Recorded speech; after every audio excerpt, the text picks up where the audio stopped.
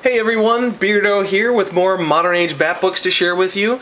So yesterday we kind of went through a whole slew of Doug Moench doing sort of villain of the week kinds of things. Nothing too crazy, nothing too exciting. Today we're going to have kind of the big event that happened in sort of the middle 90s after the whole Nightfall thing. And that would be Contagion and Legacy. Now, Contagion came first, and this is only in 529 in Batman. It only ran basically, I think it ran for 2 months, but for some reason it only ended up in Batman for 1 month, and it basically crossed over with all of the Batman titles from Catwoman to Robin to Azrael, everything. And basically what happens is there's a plague in Gotham City, and people are dying. It's a weaponized plague, someone mysterious is behind it, Tim Drake, if I remember correctly, gets infected, and Batman kind of manages to save everybody, but, you know, everything is very much brought to the brink, and at the end of this, Tim Drake is actually still infected with this virus. Kind of an interesting story, because there's a lot of, like, sort of class tension. You know, the higher class people are, like, have shut themselves in, and, you know, people who are poor but not sick aren't allowed in with the rich people, and it's kind of an interesting story.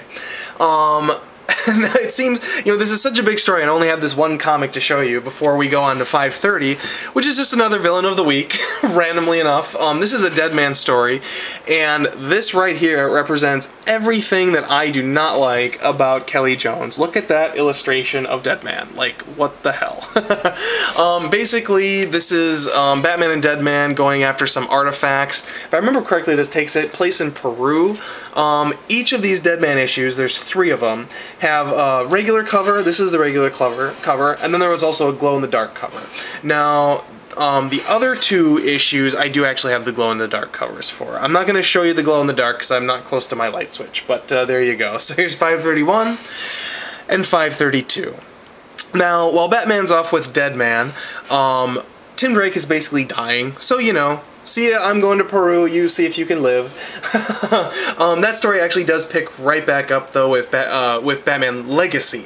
Now, Legacy, basically, it's revealed that this whole Contagion was a Ra's al Ghul plot, and so Batman finds that out somewhere in here in these Legacy stories. Again, this is another big crossover, so I'm not sure exactly what happens in these specific issues, and it's another one that basically ran for 2 months. This was also a big return for Bane, because Bane is, if I remember right, he's maybe a henchman, but I remember he was kind of involved in this storyline as well. And then everything wrapped up somewhere along the lines in the Bat titles. This is only part 5. It probably wrapped up in Robin. It seems like all these stories end in Robin. That must have been the title that came out at the end of the month during this time period.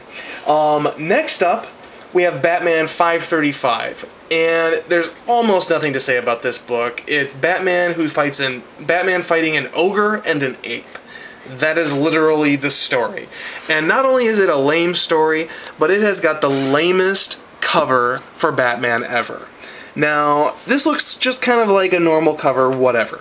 But it really truly is a lame cover, and I'm going to take it out to show you exactly why.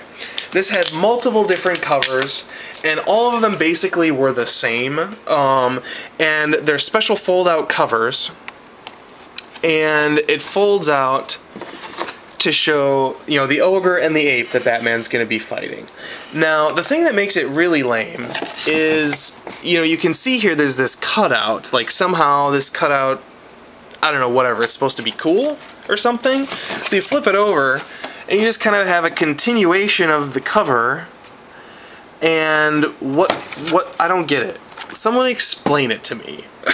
Like, it just doesn't make any sense. Like, the graphic design of this cover is completely retarded.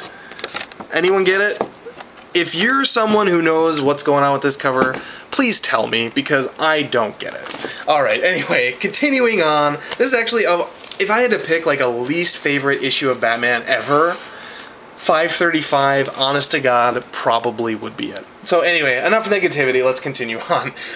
Batman continues at 536, and basically here you have a Man-Bat story. However, it's really a crossover with Final Night.